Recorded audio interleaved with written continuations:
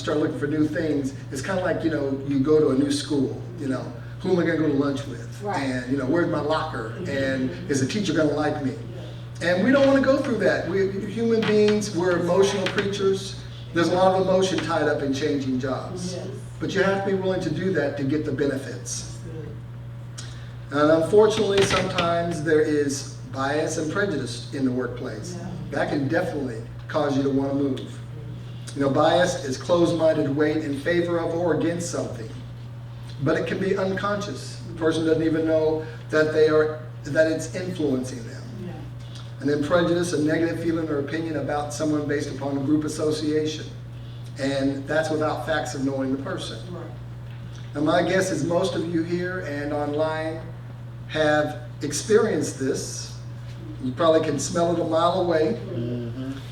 But I'd also venture to say that you too have biases. Come on. And you have prejudices. Come on. So that's not a reason necessarily to move. Amen. You know, we don't want it, we don't like it, but that's on them. Yeah. So we got to pray through that. That's why we bring God to work with us and let that prejudiced person alone.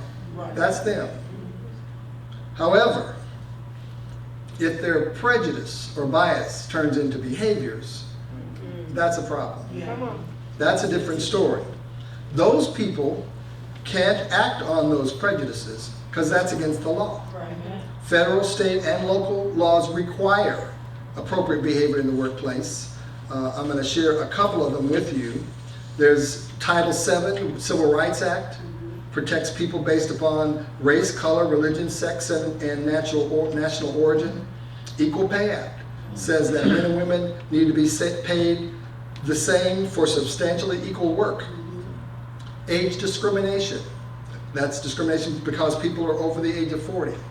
By the way, it used to, I'm old enough to know originally it was 40 to 70. Wow. So I guess at that point they were deciding that if you're 71, oh well, you can be discriminated against. It's all good. But anyway, I guess people were working longer, and anyway, now it's just over 40. There's American with Disabilities Act. Prohibits employment discrimination when a qualified individual with a disability it prohibits that. And then also there's a more recent one, a Genetic Information Non-Discrimination Act. And that prohibits discrimination based on genetic information about the applicant, the employee, or a former employee.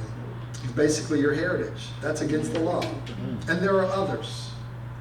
You know, the truth is that all of these things can cause problems in the workplace. But the U.S.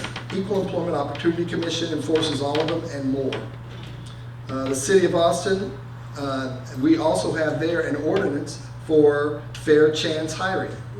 Now this ordinance, and the ordinance is the same as the law, it provides protections for those with criminal history so that you cannot, as an employer, if you have 15 or more employees, run a criminal background check on someone before not only interviewed them, but made them an offer, a job offer.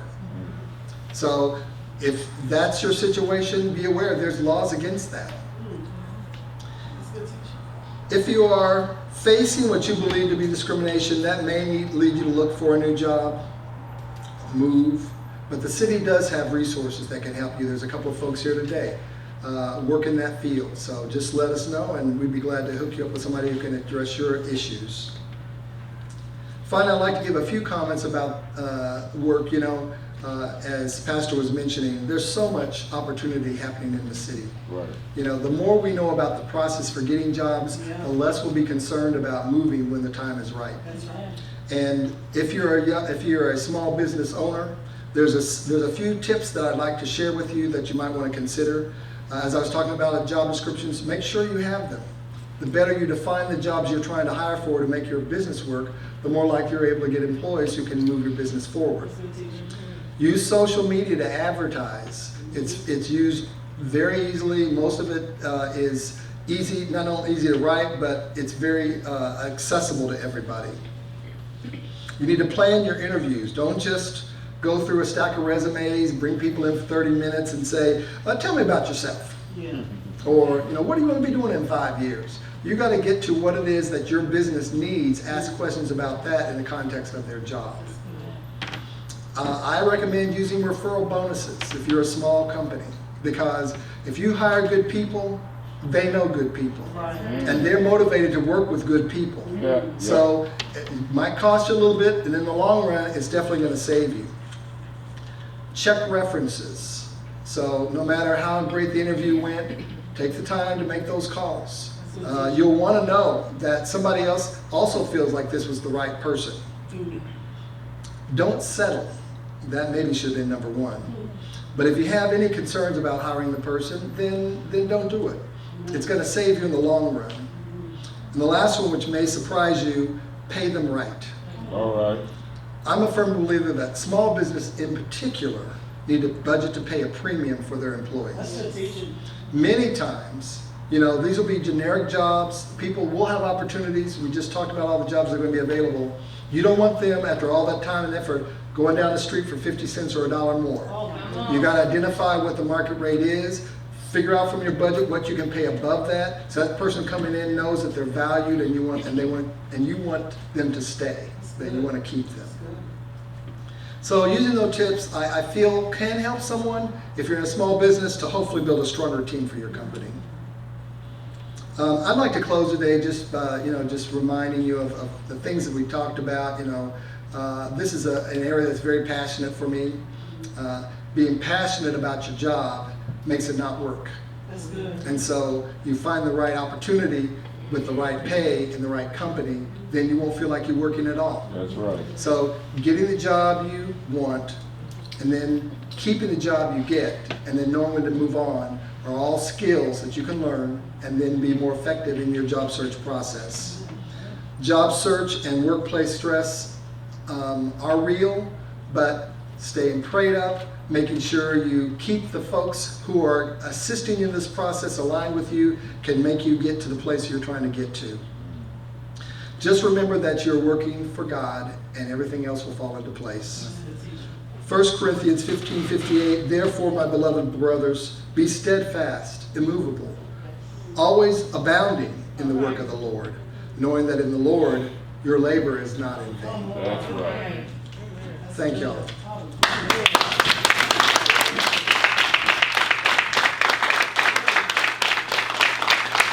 Does anybody have any questions?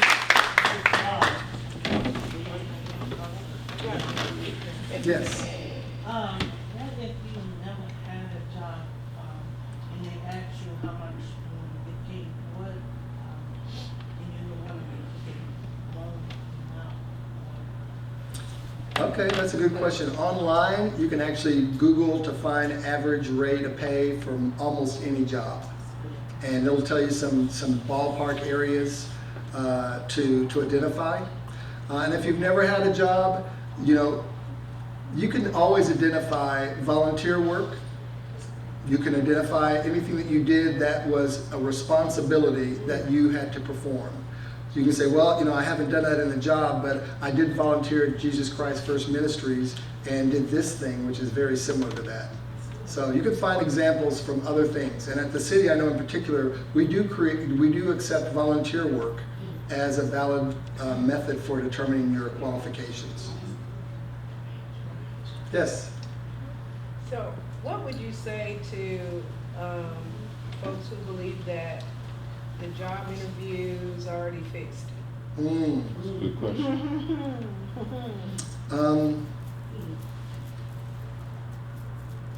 They may be right. So if that's the case, you really have to question why you're going through that process. If it's just going to make you frustrated because they've already identified the person that they are going to hire, then you might not want to go through that process. The only reason you might want to do it anyway is if you need the experience in interviewing. That's right. So it can build your skills and confidence for the one that you're going to get, even though that may not be the one. All right. Say I was in that position before, and then I did the interview. I didn't get that position, but when one came open, they called me. Yeah. And said, hey, we didn't hire you for this, but here's a similar position. Would you like that? That's right. That's a good point. Pastor just mentioning that he was in that situation, he didn't get that role, but another one came open. Because he went through the process, they called him. In fact, at the city, we have what we call the 90-day rule. So if you're in a hiring pool and someone is selected and it's not you, that same position becomes open within 90 days after that person started. The hiring manager can go back to that pool and just hire from that pool without an interview. So if you were second and you knew they were going to pick that person anyway, being in the pool can have that benefit. Yes? Is it necessary for a small business to have employees, or can you just have independent contractors? Yes, independent contractors, but I still would suggest you have a job description. Okay. But yeah, but the same thing applies, right? Because that independent contractor could also choose to go somewhere else if they don't like the rate that you're paying. Okay. Do you have a question? I don't have a question, but I have a comment. Brother Crain was my former manager and in employment, and he was being very modest when he talked about the Fair Chance Hiring Ordinance, which is the law that was passed here.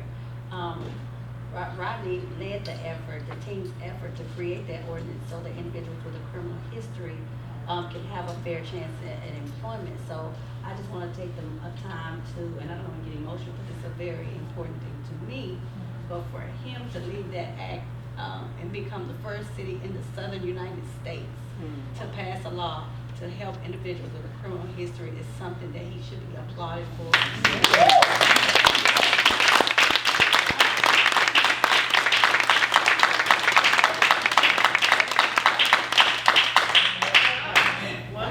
Now you're gonna make me emotional. That's Well, Roshan was the subject matter expert that really got everybody focused on that. So thank you for your work on that. Amen.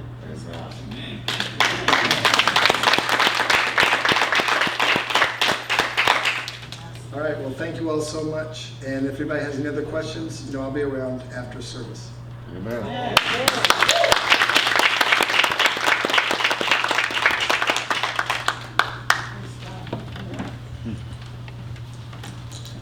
Great job. Yes. I knew you was the one the Lord chose. For us to,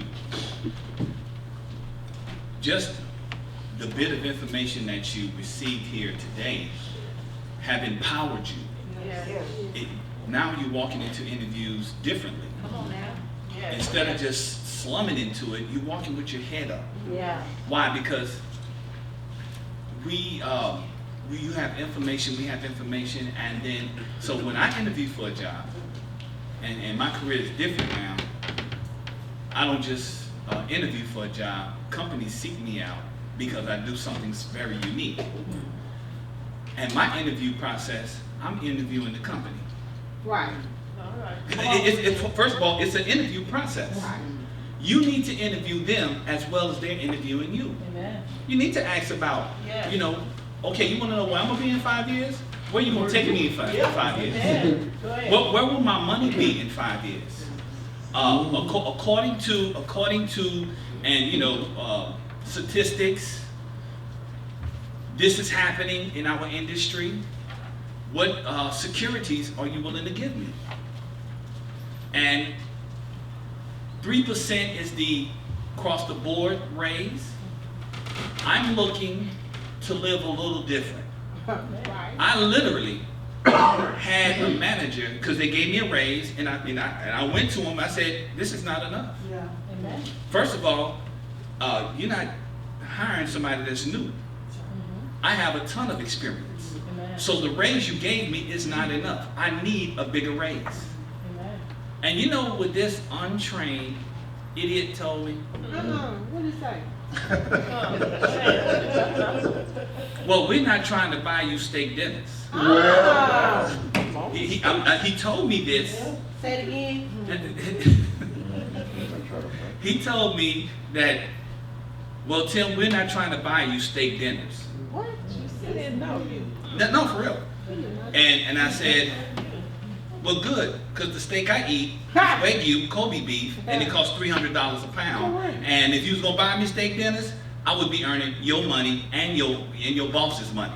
So you're not. So see, I'm not in position when I'm talking to managers. They're not gonna fire me. Right. So that's how come, you know, when you hear me talk, and it seems like I talk crazy to people, I do. Yes. Want to know why? They started it. They- They started it. And I will let them know I'm not desperate. Amen. Not this. I'm not desperate.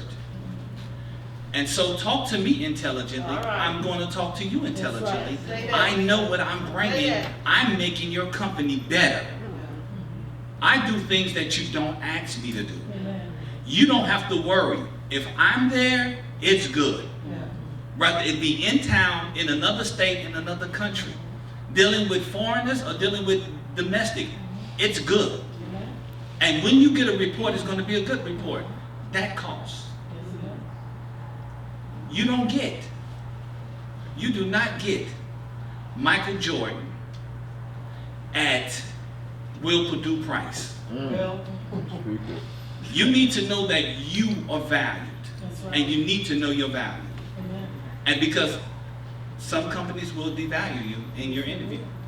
I've had that happen, and we didn't walk down the same path That's all right. because I know what I need to survive. That's right.